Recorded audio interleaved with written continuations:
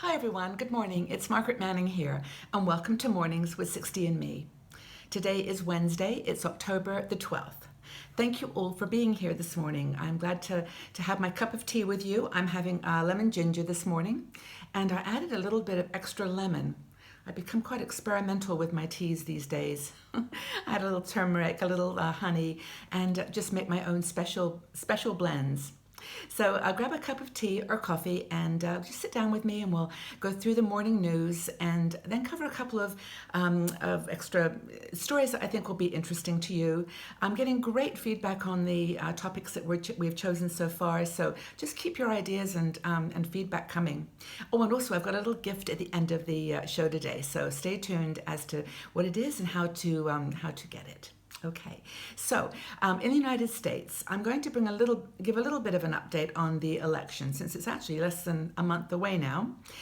So the GOP crisis seems to be developing even further in the United States, with Paul Ryan, the Speaker of the House, basically saying he's not going to support or campaign for Donald Trump.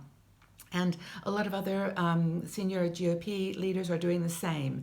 So that's receiving a lot of heat, a lot of Twitter activity, and a lot of discussion as to what is going to be next. And then at the same time, WikiLeaks has released additional 2,000 emails, which they claim to be from Hillary Clinton's campaign chairman, John Podesta. So that's another blur that's happening in that world as well. Now, if you just don't think this is going to get any more dramatic and more crazy, I just don't know what's going to happen.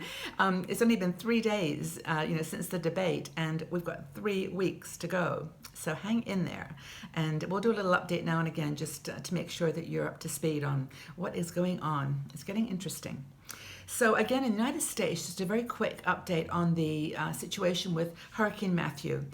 We've talked about he's moved on, but there's still a lot of flooding in one particular place, which is North Carolina.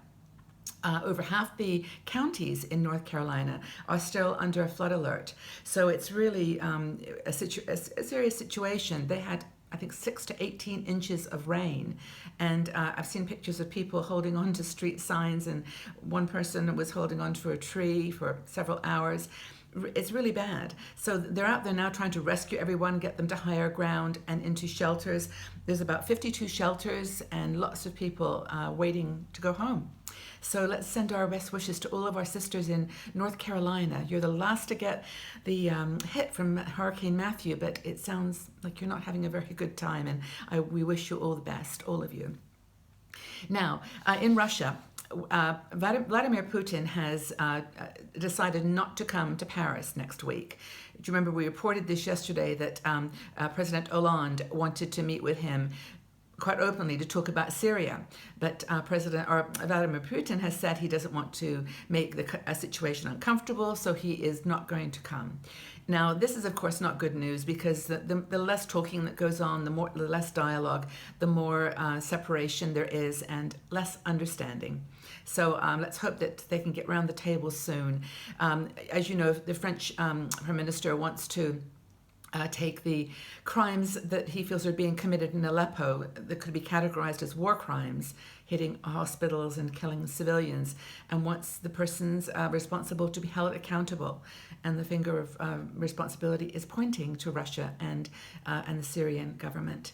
So that's another story developing. We'll hear a lot about that. Now, in South Africa, there's been riots in Johannesburg at the university down in that area. Now, the challenge is that the students are protesting for free education for all. They want free education for rich and poor, and the government is saying they can't afford this, that they have some plans in place for lower income, but basically the students are protesting that everyone should have free access to education, and attribute a lot of the problems in South Africa around the racial issues to be that blacks don't have an equal opportunity from the poor areas, and so they're trying to fight for an education system that lifts everybody up. So that's going to be another story that's developing. It got a little bit violent yesterday, so let's hope that South Africa and Johannesburg can find a negotiated settlement to this and find something that works for everyone. There's a story that came out yesterday from France about the jungle that's in, as you know, in Calais, which is the closest French port to the United Kingdom. And there are over 5,000 people in this place called the Jungle, and they're going to be closing this down by the end of the year. This is the French government's plan. But they have now decided to let some of the children who have family associations in the UK go to the UK. And they've been waiting for months, and the story is not very clear as to when this is going to happen or how many. But it's good news that Britain is allowing some of the children who have associations in the UK to go and join their family there. So that's in France. Now in Australia, I wanted just to cover real quickly a story about gay marriage. Now, as you know, gay marriage is legal now in countries like New Zealand, Canada, United States, United Kingdom. And in Australia, they've been holding back on a formal vote. Now, the government wants the Labour Party the current Conservative Party wants the Labour Party to agree to a vote. A referendum, but the Labour Party does not want to do this. They say that it will just upset the citizens. It will just cause friction, and they say just vote it in and get it over with now. And the Conservative government is pushing back. So it looks like now that the law for the legalization of gay marriage in Australia will probably not happen now until the next election, which is in 2019. So that's another country in the world where that conversation is taking place. So that's a few stories from around the world that I hope you find useful and interesting. I want to cover now something for you in your personal life. And it's got to do with something that we do care about a lot, and that is our memory and our brains. And it used to be in the olden days that people believed that the brain basically went through a stage of, where you were alert and had great memory as you were young, and then as you got older, it decreased, and basically that your brain cells died off. Now, research has shown that this is not true, that the brain, an elderly brain, can be rejuvenated and actually create new brain cells, and that there's a lot in the way we live our lives that can help. And this article is by Bethany Clegg, and she writes for a website called it's lifehack.org, and it talks about really the things you can do to keep your brain healthy and improve your memory. Now, we've written at 60andMe about some of this too, so you can check out our articles on our website. But just a review, just to go through it in your mind in case you've forgotten where your keys are and you're sitting there this morning trying to think, I'm just going to have this cup of tea and then I'll remember. Here's some things that maybe you can do to get your memory sharper. First thing is, and this is an obvious one, is to adopt good eating habits and drinking habits. The types of food that you eat are important to a healthy brain. One is to eat omega-3 fats. So eat fish and foods that have animal omega-3 fats. That's important. Fruit, vegetables, healthy drinks, again, very important. And alcohol, that it does impact your brain. So be careful with the quantities, and healthy drinking is important too. Now, the other thing is to give your brain a workout. Now, this is not physical exercise, although that is important, but this is working out using puzzles, games. There's online tools like Nomosity and others that you can use. And basically, this activity can regroup and reconnect the brain's neurons, that it's actually possible to regrow brain cells by exercising your brain. Just give it a muscle, just like the other parts of your body. And then, of course, that is the third thing, and that's to exercise, to work out, because that exercise gets the blood flowing, and what's good for your body and the blood flow in your body is great for your brain, brings oxygen into your brain, and helps. It helps with your memory. Circulation is good. It also reduces stress. So exercise is a good message to your brain that everything's okay. And I would say that one easy thing that you can do to stretch your muscles is to smile. Because smiling also tricks your brain into thinking you're happy, and happy brains, just are healthy brains. One thing too that she mentions is adequate sleep. Yes, we know this, and it's really important. It's essential for not just a healthy brain, but for memory consolidation. You know, that when you sleep, your brain just kind of pulls everything together, and that's why we dream. But it happens in the deepest part of sleep. So that's why you need to get good sleep, not just, 6 hours or 7 hours. It needs to be good quality sleep as well. So turn off your electronic devices.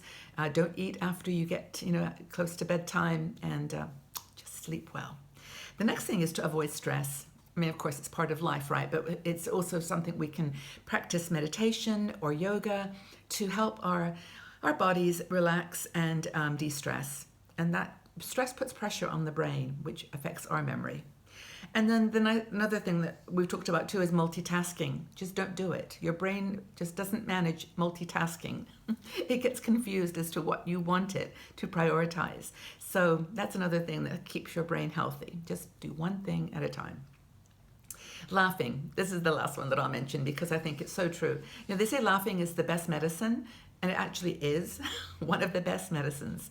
Just to surround yourself with people or watch funny movies that just make you laugh, because that is another great way to keep your brain healthy and strong. So go watch a funny movie tonight on Netflix. That would be a good one. Now, we're almost finished with the day's news, but I wanted to mention a couple of things. I'm going to now and again start featuring a site of the day, a website that I think is really cool, and then offer it to you. If you've got a favorite website or a place you like to go just to browse and be inspired and feel positive, let us know. Put it in the section below and we can share. My site today is a site called gratefulness.org. So gratefulness.org. Now, I've totally forgotten who recommended this, but it was one of our women in our community. Somebody put this in their feedback, and I wrote it down immediately and checked it out. But then, of course, I scrolled through all our comments and could not find the person again. So I'm sorry that I've forgotten who you are, but thank you, whoever you were, for this suggestion. Gratefulness.org. It's really about being grateful. And it's interactive. You can do things to receive a quote every day that inspires you. You can actually have a little, set up your own account and do gratefulness statements. And other people are there and you can talk to them too. It's kind of cool. So that's my little site for the day. But if you've got a favorite, let us know. And today, of course, I promised you a gift. Now, I love giving gifts, and this one in particular is always a favorite. Now, as you know, we try to look after our skin in all kinds of weird ways. I mean, who buys skincare products and creams and all kinds of things? Just sometimes it's got a hidden motivation. You want to deal with wrinkles, or you just want your face to look shiny and healthy. So I would like, and of course, collagen is one of the things that our body naturally produces when we are young.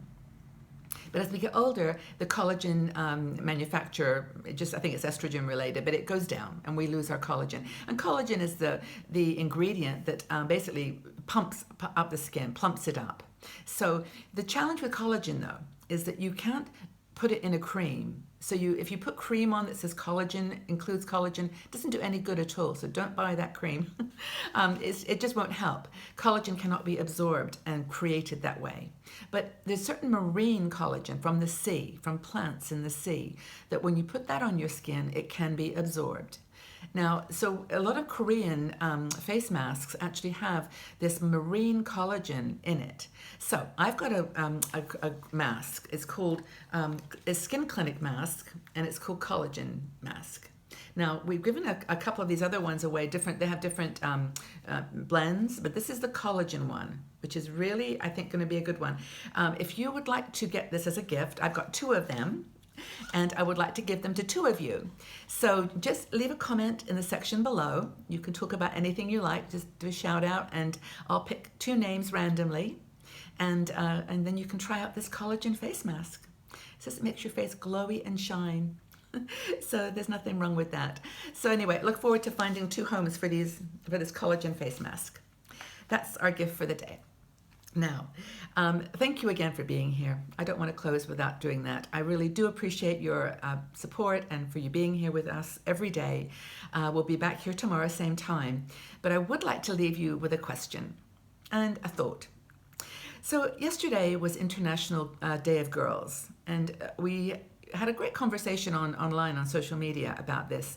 I posted some of the articles that we've written about mentoring and about young girls, and I was just thinking, 50 years ago, we were like young girls.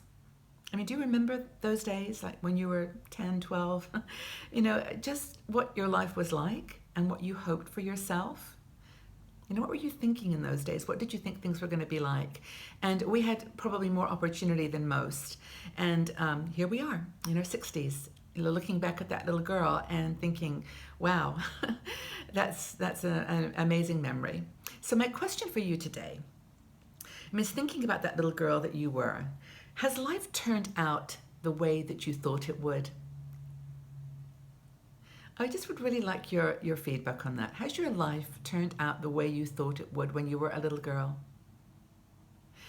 I guess the next question is how you feel about that, but I really would just like to know what you think your life has turned out like. And leave your comments in the section below and we'll have a conversation. I would really look forward to this conversation. Has your life turned out the way you thought it would? And I welcome you all back here tomorrow for Mornings with 60 and Me. Have a fabulous day, everyone. Take good care. See you tomorrow.